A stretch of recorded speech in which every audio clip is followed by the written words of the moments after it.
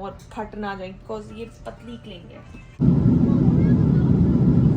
अस्सलामुअलैकुम नाजरीन, आज की वीडियो में हम आपको बताएंगे कि हमारा पाकिस्तान जाने का प्रोग्राम कैसे बना, उसका क्या सियाक़ो सबाक़ था, क्या कॉस्ट आई इस सारे प्रोसेस में, हमारा कैसा तजर्बा रहा from flight booking to PIA का सफ़र, और क्या वजह है कि हम कनाडा से पाकिस्तान जा रहे हैं।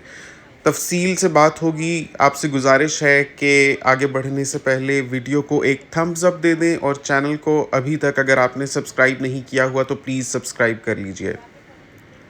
अस्सलामुअलैकुम नाजरीन, मैं हूं बिलाल ज़फ़र, आप देख रहे हैं हमारा कनाडा। मैं आपसे मुखातिब हूं कनाडा के खूबसूरत सूबे ओंटारियो से। उम्मीद करता हूं आप सब खैरियत से होंगे और अल्लाह का शुक्र है मैं भी बिल्कुल ठीक हूं। तो नाजरीन, सामान सारा हमने पैक कर लिया हुआ है और हमारे पास 3 टिकट्स थे, हिना का, जोहा का और ज़ीनिया का। तो आज की वीडियो में मैं आपको बताऊंगा कि हमने टिकट्स कब बुक किए थे, टिकट्स की क्या कॉस्ट आई कैनेडियन डॉलर्स में और पाकिस्तानी रुपयों में कन्वर्ट करके वो कितना बनता है।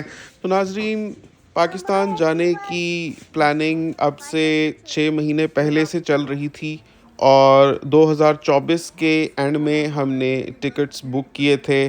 और टिकट्स जब हमने बुक करने का सोचा तो उस वक्त ये हम देख रहे थे कि किस तरीके से सस्ते तरीन टिकट्स हमें मिल सकते हैं। मैंने ये भी सोचा कि मैं भी साथ चलता हूँ, लेकिन इतने ज़्यादा काम थे कनाडा में कि सोचा कि पहले हिना और बच्चियाँ चली जाएं और फिर मैं प्लान करूँगा। तो हमारे जो टिकट्स लेने का सिलसिला था, सबसे पहले हमने सोचा कि PIA की वेबसाइट पर जाकर देखते हैं कि ऑनलाइन कितने के टिकट्स मिल रहे हैं।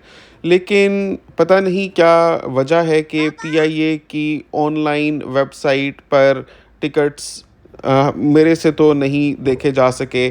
पता नहीं ऐसी कोई शायद फैसिलिटी एग्जिस्ट नहीं करती कि क्लाइंट्स डायरेक्टली वेबसाइट पर जाकर टिकट्स ले लें, शायद ट्रैवल एजेंट्स के थ्रू ही करना पड़ता है। लेकिन इस बात को सस्पिशन के साथ ही लीजिएगा। Do your own research on it because that's just my 2 cents on it.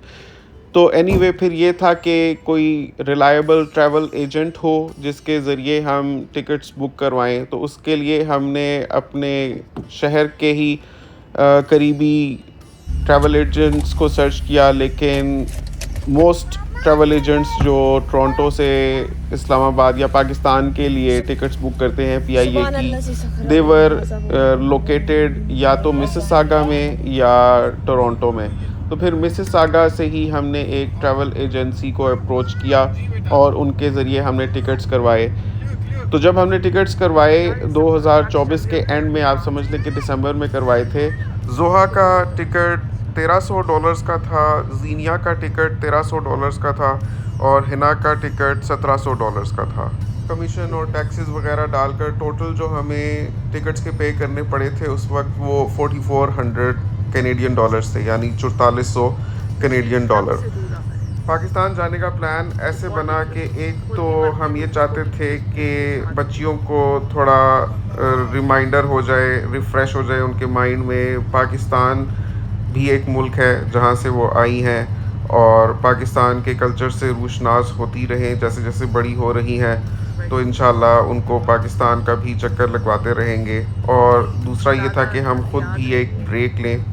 और सबसे बढ़कर एक ये भी चीज़ थी कि अब पाकिस्तान में हम रीलोकेट हो सकते हैं या नहीं, क्योंकि जब हम पाकिस्तान से आए थे 2023 के शुरू में, उस वक्त हालात बहुत मुख्तलिफ थे, कॉस्ट ऑफ लिविंग बहुत ही डिफरेंट थी आज के पाकिस्तान से, और पाकिस्तान की सोशो इकोनॉमिक और पॉलिटिकल सिचुएशन भी बहुत डिफरेंट थी।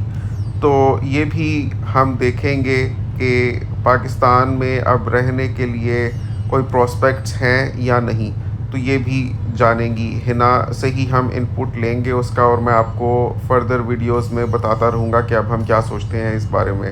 जब हम इमिग्रेंट्स कनाडा से पाकिस्तान जाते हैं तो वेकेशन लेनी होती है, क्योंकि ज़ाहिर है कि इतनी दूर जब हम जा रहे हैं और सालों बाद जाते हैं तो कोई 2-3 दिन के लिए तो जाते नहीं हैं। कुछ अरसे के लिए जाते हैं तो अपने कामों से भी वेकेशंस लेनी होती हैं। तो सबसे पहला जो चैलेंज दरपेश था हमें पाकिस्तान जाने के लिए वो ये था कि हम किस तरह से इस वेकेशन को ऐसे प्लान करें कि बच्चियों की पढ़ाई डिस्टर्ब ना हो और हिना की जॉब डिस्टर्ब ना हो और फिर भी कनाडा से पाकिस्तान जा पाएँ। उसके लिए सबसे पहले तो हमने देखा कि स्कूलिंग का क्या होगा, क्योंकि ज़ोहा पब्लिक स्कूल में एनरोल्ड है।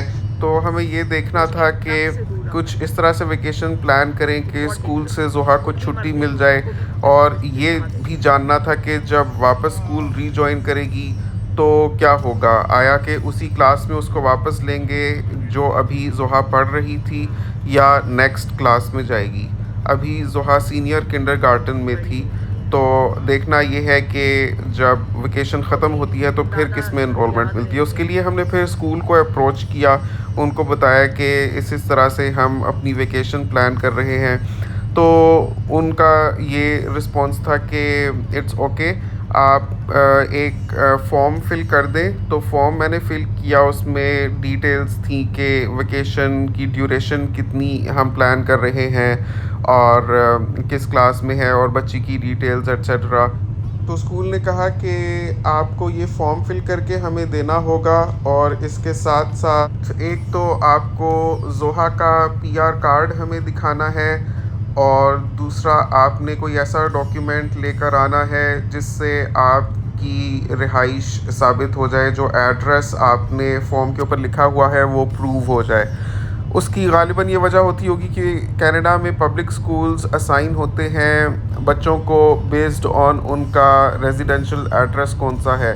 तो डिफरेंट जोन्स होते हैं और उनके बच्चों को डिफरेंट स्कूल्स असाइंड होते हैं, और उसी लिहाज से जो स्कूल बसेस होती हैं बच्चों को अपने अपने एरिया के बस स्टॉप से पिक करके स्कूल लेकर जाती हैं और वापसी पर ड्रॉप करती हैं। तो यही दो डॉक्यूमेंट्स दिखाने, तो मैंने फॉर्म फिल किया और मीटिंग शेड्यूल की स्कूल के साथ। मैं गया और मैंने फॉर्म सबमिट किया, ज़ोहा का पीआर कार्ड दिखाया, और मैं लीज़ एग्रीमेंट ले गया था। वो कह रहे थे या तो आप कोई अपना बैंक लेटर दिखा दें, या जैसे फ़र्ज़ करें अगर आपने इंटरनेट लगवाया हुआ है उसका बिल आपके नाम आता होगा तो उसमें एड्रेस भी लिखा होता होगा, वो ले आएँ। फिर मैं लीज़ एग्रीमेंट ले गया था, क्योंकि हमारे लीज़ एग्रीमेंट में ही शामिल है कि जो इंटरनेट है और बाकी सारी facilities including hydro, gas, electricity, सब कुछ वो लैंडलॉर्ड ने ही पे करना होता है। तो हमारे नाम पर तो उसमें फिर कुछ भी नहीं था ना। तो फिर लीज़ एग्रीमेंट मैं ले गया था क्योंकि उसके ऊपर रेजिडेंशियल एड्रेस लिखा हुआ था, तो वो एक्सेप्ट हो गया था। तो स्कूल ये कह रहा था कि बिकॉज़ जो वेकेशन की ड्यूरेशन आप प्लान कर रहे हैं, इसमें जब ज़ोहा वापस आएगी तो इसकी जो एग्जिस्टिंग टर्म है वो कंप्लीट हो चुकी होगी। तो उस वक्त आप इसी एड्रेस पर आकर स्टे करना प्लान कर रहे हैं या फिर आपका एड्रेस चेंज होगा। मैंने कहा कि फ़िलहाल हम इसी एड्रेस पर वापस आएंगे जिसमें हम अभी रहते हैं। तो उन्होंने कहा कि एज़ लॉन्ग एज़ आपका एड्रेस यही रहेगा तो फिर स्कूल आपका यही रहेगा। अगर कोई डिफरेंट एड्रेस पर जाने का प्लान कर रहे होते तो फिर हमें उस जोन के स्कूल तक कोऑर्डिनेट करना होता और ज़ोहा उस स्कूल की रीजॉइन करती। लेकिन क्योंकि आपका एड्रेस सेम है तो फिर बस आप वापस जब आएँ तो हमें आप बता दें और नेक्स्ट क्लास में हम ज़ोहा को एनरोल कर लेंगे। हमें एक ही परेशानी थी कि अगर वेकेशन लंबी हो गई तो ऐसा ना हो कि पूरा साल ज़ाया हो जाए और जब ज़ोहा वापस आकर स्कूल रीजॉइन करे तो उसको रिपीट करना पड़े। तो वो हमारे लिए बड़ी एक साई ऑफ रिलीफ था कि ज़ोहा इंशाल्लाह नेक्स्ट क्लास में ही जाएगी, जब वापस रीजॉइन करेगी उसको रिपीट नहीं करना पड़ेगा यही वाला सेमेस्टर या यही वाला साल। मैं जैकेट उतारी हुई, मैंने लॉन का कुर्ता पहना हुआ है। तो that was a very good thing. तो that was all about school, और आसानी से उन्होंने एक्सेप्ट कर लिया। मतलब it's up to the parents कि वो कब प्लान करते हैं वेकेशन, लेकिन ज़रूरी है कि स्कूल को इन्फॉर्म करें और जो रेलिवेंट फॉर्म है वो फिल करें और रिक्वायर्ड डॉक्यूमेंट्स वगैरह प्रोवाइड करके पहले से प्लानिंग करें कि जब वापस आएगा बच्चा तो फिर कब से ज्वाइन करना है और क्या सिलसिला है। स्कूल ने हमसे ये पूछा कि आप हमें ये बता दें कि ज़ोहा का आखिरी दिन आप कौन सा प्लान कर रहे हैं स्कूल में, क्योंकि उस दिन हम ज़ोहा के लिए पार्टी रखेंगे और ज़ोहा स्टार ऑफ द वीक होगी उस पूरे हफ्ते के लिए। तो हमने उनको लास्ट डेट बताई तो Zoha was declared star of the week. और स्टार ऑफ द वीक होने का मतलब ये था कि सब जो क्लास फेलोज़ हैं उसको स्पेशल ट्रीट करेंगे, और बहुत बच्चों ने ज़ोहा को गिफ्ट्स भी दिए और उसको स्पेशल फ़ील करवाया और उसको बताया कि तुम्हारे साथ हमारी कितनी अच्छी मेमोरीज़ जुड़ी हुई हैं, और we appreciate and admire for all the hard work and team work you did for us. और ज़ोहा ने आकर हमें दिखाए भी जो उसको गिफ्ट्स मिले थे, इतनी प्यारे प्यारे बच्चियों ने, किसी ने गार्लैंड्स दिए हुए, किसी ने ब्रेसलेट्स दिए हुए, किसी ने कार्ड बनाया हुआ, किसी ने स्टफ़ टॉयज़ दिए हुए। ज़ोहा की तो एक्साइटमेंट देखने वाली थी जब वो स्कूल से वापस आई। मैंने थोड़ी सी वीडियो बनाई थी, मैं आपको दिखाता हूँ। Mine is bendable and her is not bendable. And look, I have double. One, I have double and I have double. तो किसने क्या दिया आपको? ये मैडी ने ये दिया। मैटी ने दिया? और and look at this, something cool is. Wow! Mine has like a pencil case with ये it. किसने दिया? Maddie ने. मैटी ने 2 चीजें दी हैं। And she gave me more than one. Oh, Maddie is such a good friend, right? Yeah. Because she pushed me. और किसने क्या दिया? She pushed me, so she gave me this. और किसने क्या दिया? Who gave you this?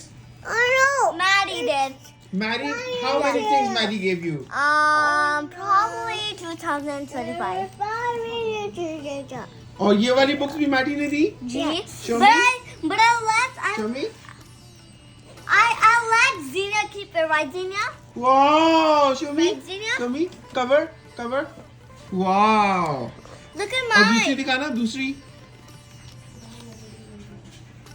Baba, look at mine. Okay. Mine is bendable, and look, it has double. Wow! Look. Mine has double one, and it has double paper. तो मैटी ने ज़्यादा चीज़ें दी हुई थी। वो ज़ोहा की बेस्ट फ्रेंड थी, उसने अपने बर्थडे पर भी बुलाया था, और जीनिया भी एक्साइटेड हो रही थी क्योंकि ज़ोहा ने कुछ चीज़ें उसको भी दी थी। तो खैर, it was a very good experience. कहने का मकसद ये है कि Zoha was made to feel very special.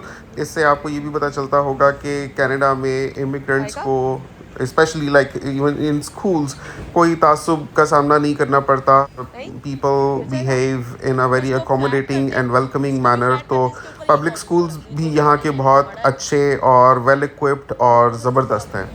अच्छा, अभी तक मैंने आपको बताया है कि इन तीनों के टिकट्स की जो कॉस्ट थी वो शुरू में हमने $4,400 पे की थी, और हमें बताया गया था कि आप अगर एक दफ़ा किसी वजह से हमें कहते हैं जाने की डेट चेंज करने के लिए तो हम आपको फ्री ऑफ कॉस्ट कर देंगे, लेकिन जो प्राइस डिफरेंस होगा बिटवीन जो आपकी अभी की बुक्ड डेट है और जो नेक्स्ट आप प्लान करेंगे वो आपको बस पे करना पड़ेगा। मतलब कोई पेनल्टी या फ़ाइन नहीं होगा, लेकिन just the price difference of the tickets आपको पे करना पड़ेगा जो एयरलाइन की तरफ से ही है। तो वो समहाउ एक ऐसी सिचुएशन हो गई थी कि हमें जाने की तारीख बदलनी पड़ी थी। एक मेडिकल अपॉइंटमेंट थी जिसके लिए हम तकरीबन समझ लें कि साल से वेट कर रहे थे, और वो आकर ही नहीं दे रही थी, आके ही नहीं दे रही थी। और ऐसा हुआ, अल्लाह की ऐसी करनी हुई कि जिस रोज़ हमने पहले टिकट बुक की हुई थी, यानी 19 मार्च, उससे बस एक दिन पहले वो अपॉइंटमेंट शेड्यूल हुई। इस अपॉइंटमेंट का तकरीबन हमें 1.5 साल से इंतज़ार था। तो हमारी ये कोशिश थी, हमने कहा भी कि अगर हो सकता है तो इस अपॉइंटमेंट को जल्दी कर लें, लेकिन वो कह रहे थे कि इससे पहले के सारे स्लॉट्स बुकड हैं। The earliest we can arrange for you is 18 March. तो हमारे पास कोई चारा ही नहीं था, उसके फिर नेक्स्ट डे तो फिर नहीं जाया जा सकता था। तो इस वजह से फिर हमने रीशेड्यूल करवाया, लेकिन एट द सेम टाइम हम चाह रहे थे कि हिना इस तरह पाकिस्तान पहुँचे कि ईद पाकिस्तान में मना पाएँ। तो वो बस एक हफ़्ते का ही गैप था बिटवीन जो हमने पहले डेट प्लान की थी और जो दूसरी हमें मिल रही थी। तो इन दोनों डेट्स का जो प्राइस डिफरेंस हमें पे करना पड़ा, क्योंकि we had to reach back to the travel agency और उनको हमने बताया कि हम पहले वाली प्लान्ड डेट पर नहीं जा सकते, तो हमें नेक्स्ट अवेलेबिलिटी बताएं। तो वो जो ईद से पहले की डेट थी उसकी वजह से हमें प्राइस डिफरेंस जो पे करना पड़ा तीनों टिकट्स का, दैट वाज $400। तो पहले मैंने आपको बताया था कि ओरिजिनली 4400 हमने पे किया था, तो उसमें 400 फिर और पे करके टोटल बिल जो हमारा बना था वो 4800 कैनेडियन डॉलर्स था। ये पाकिस्तानी रुपयों में अगर आप कन्वर्ट करें तो तकरीबन 10 लाख रुपया बनता है। तो आप सोचें कितना एक्सपेंसिव है कनाडा से पाकिस्तान जाना, कि 10 लाख रुपए आपके लग जाते हैं। पहले तो जब मैंने ट्रैवल एजेंसी से सुना कि हमें $400 और पे करने पड़ेंगे, मैंने कहा ये क्या, आप तो कह रहे थे कि एक दफ़ा अगर हम आपको डेट चेंज करने का कहते हैं तो that will be free of cost. तो वो कहती है कि नहीं, ये एक्चुअली कोई पेनल्टी या फ़ाइन वगैरह नहीं है, ये प्राइस डिफरेंस है दोनों डेट्स की टिकट्स का। और स्पेशली जो दूसरी वाली डेट आपने सेलेक्ट की है वो इस वजह से महंगी है क्योंकि ईद से बिल्कुल पहले की डेट है। तो बहुत लोग कनाडा से पाकिस्तान जा रहे हैं और फ़्लाइट ऑलमोस्ट पूरी बुकड है। तो हम बड़ी मुश्किल से आपके लिए उसमें स्लॉट बना रहे हैं, लेकिन आपको ये प्राइस डिफरेंस पे करना पड़ेगा। बस नाजरीन, मरते क्या ना करते, करना ही पड़ा क्योंकि हिना जा ही रही थी। तो हम ये चाहते थे कि कम से कम ईद का जो एक सेलिब्रेशन है और एक मच अवेटेड ओकेज़न होता है वो पाकिस्तान में ही मनाया जाए, क्योंकि हिना कब से शिद्दत से इंतज़ार कर रही थी इस ओकेज़न का। और इसके लिए हिना ने इतनी तैयारी की हुई थी, क्योंकि आप जानते हैं कि इससे पहले जो 2023 की 2 ईदें हैं और 2024 की 2 ईदें हैं वो कनाडा में गुजरी हैं। तो क्योंकि कनाडा में कोई रिश्तेदार फ्रेंड्स वगैरह नहीं है हमारे, तो तैयार इवन इंसान हो भी तो भी उसका मज़ा नहीं आता। और ईद के साथ जो एक्साइटमेंट जुड़ी होती है वो सब रिश्तेदारों के और दोस्तों के साथ होने से ही होती है। वही रौनक होती है, हल्ला गुल्ला होता है, बातचीत होती है और सब ने नए नए कपड़े पहने होते हैं, तैयार हुए होते हैं और एक दूसरे को कॉम्प्लीमेंट कर रहे होते हैं, ईदियाँ दे रहे होते हैं। तो वही सारी खुशी होती है। So that was all what Hina was looking forward to. तो इसलिए ये कोशिश थी कि किसी भी तरह से ईद से पहले पहुंचा जाए कि ईद की खुशी मिस ना हो जाए। उसके लिए हिना ने बहुत तैयारी भी कर रखी थी, ये वाला जोड़ा भी ख़रीदा था और कुछ और भी शॉपिंग्स की थी और भी ड्रेसेस लिए थे। लेकिन ये ख़ास तौर पे जो शुरू में ईद का जोड़ा हिना पहनना चाह रही थी तो ये उन्होंने लिया था। मैंने कहा कि अगर आप चाहती हैं तो आप शेयर कर सकती हैं। ये देखें, साथ में मैचिंग इयररिंग्स भी लिए थे और हर चीज़ पूरी, जैसे हिना को शौक़ है और पाकिस्तान में हमेशा जैसे ईद सेलिब्रेट करती आई हैं कि कपड़ों के साथ की मैच करके हर चीज़, क्योंकि लड़कियों को इसी चीज़ की एक्साइटमेंट होती है। और मेहंदी लगाना और चांद रात को भी जाकर जो है आखिर तक अपनी चूड़ियाँ और जूते सब चीज़ें पूरे कर रहे होना, अपने भी बच्चों के भी। तो इसी की सारी एक्साइटमेंट थी, इसीलिए बस यही हमारी कोशिश थी किसी भी तरह से ईद से पहले की हमें रवानगी की फ़्लाइट मिले। तो बहरहाल वी हैड टू पे अ कॉस्ट फॉर दैट $400 और तो टोटल हमें जो एक्सपेंस बियर करना पड़ा जाने का just for the tickets that was 10 lakh रुपए।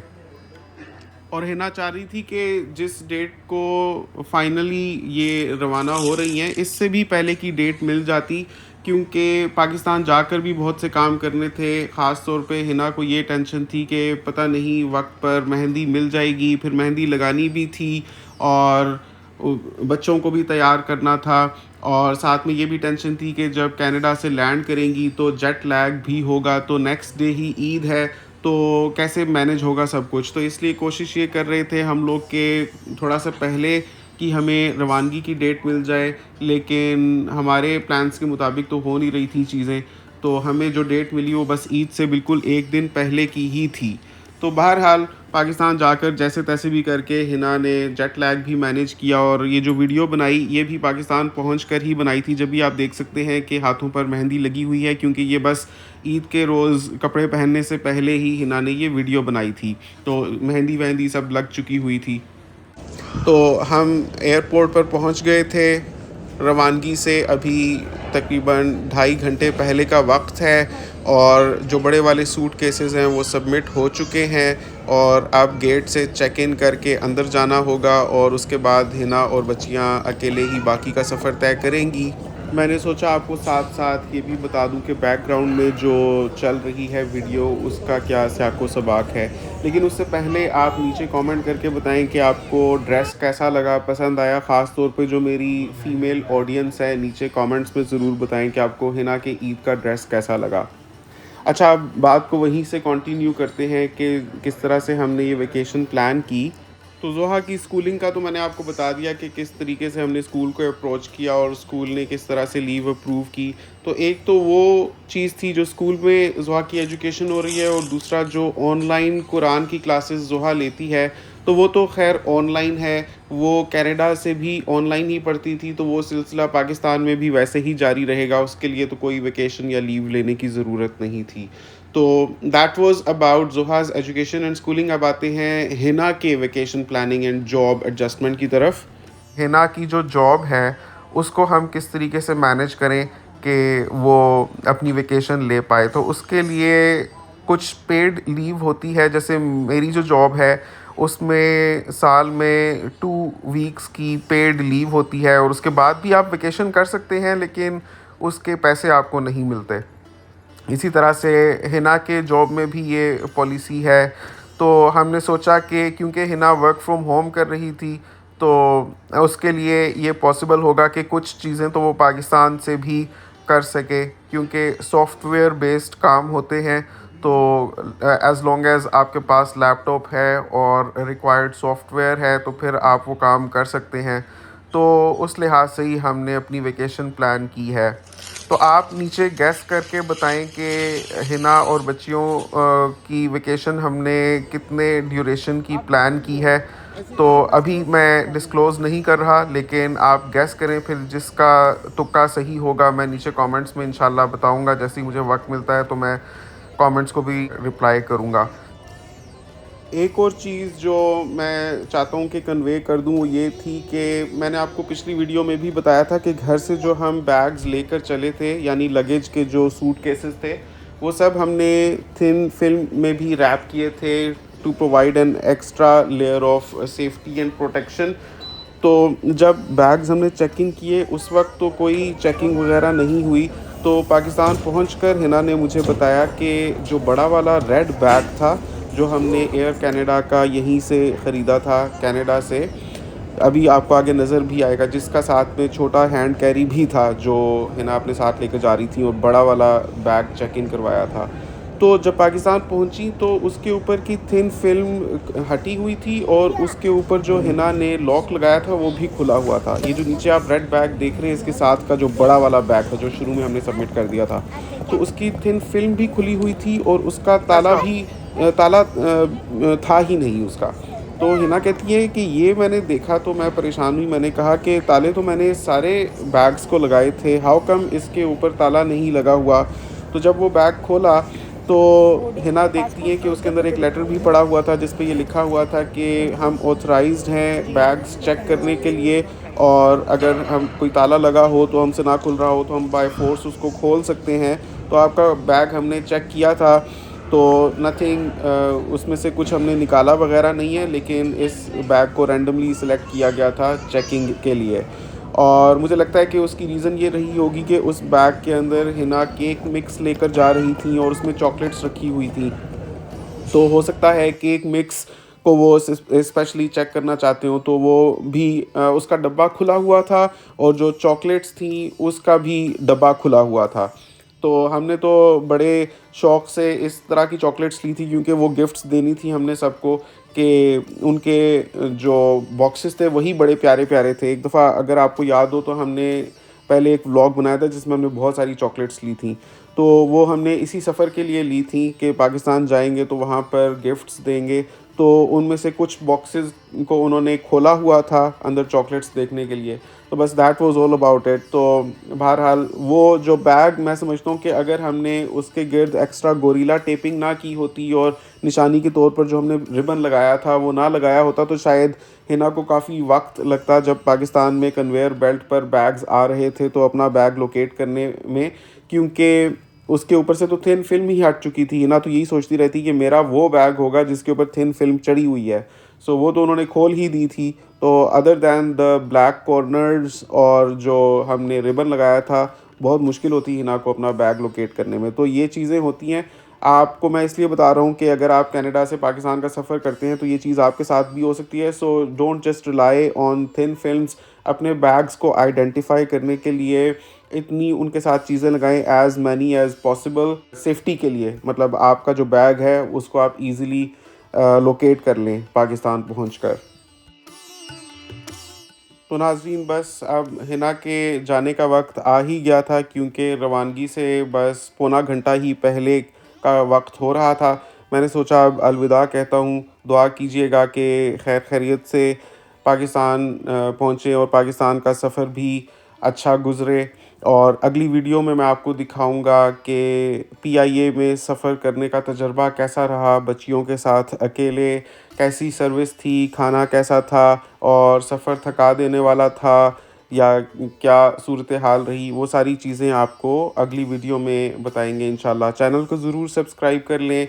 और जो मेरा वो सिलसिला था जिसमें मैं आपको बताता था ट्रू स्टोरीज़ और लोगों के एक्सपीरियंसेस, वो इंशाल्लाह वैसे ही जारी रखेंगे हम। बस अभी ये कुछ वीडियोस चल रही हैं जिसमें कनाडा से पाकिस्तान जाने का सिलसिला है, और फिर पाकिस्तान पहुंचकर पाकिस्तान के हालात का भी रिव्यू आपको देंगे। तो वो चीज़ें आने वाली हैं अगले व्लॉग्स में, और साथ साथ लोगों की ट्रू स्टोरीज़ और एक्सपीरियंसेस भी आपके साथ शेयर करते रहेंगे। अगर आप हमारे साथ अपना कोई भी एक्सपीरियंस शेयर करना चाहते हैं तो मेरा ईमेल एड्रेस नीचे डिस्क्रिप्शन में गिवन है वीडियो की। आप मुझे ईमेल लिख सकते हैं या फिर आप मुझे व्हाट्सएप पर कांटेक्ट कर सकते हैं, उसका नंबर भी नीचे डिस्क्रिप्शन में गिवन है।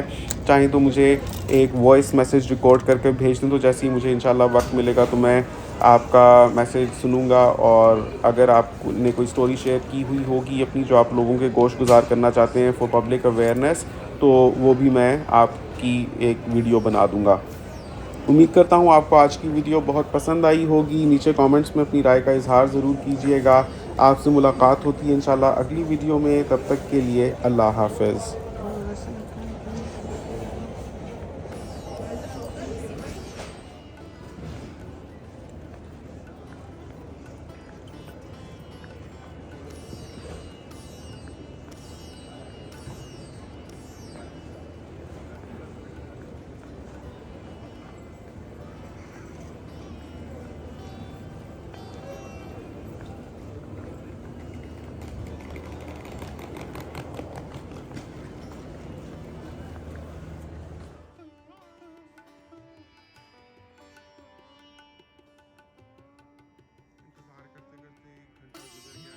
और सुबह हो गई है यहाँ।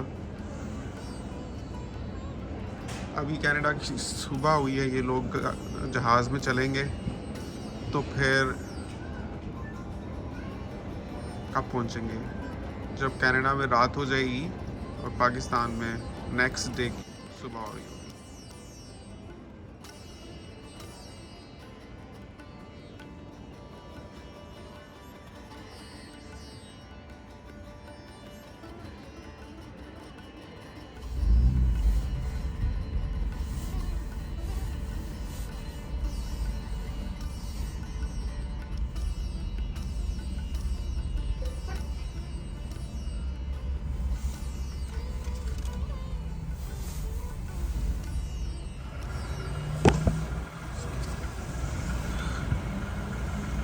Insert ticket here.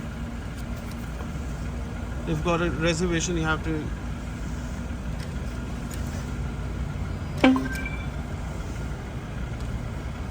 $38.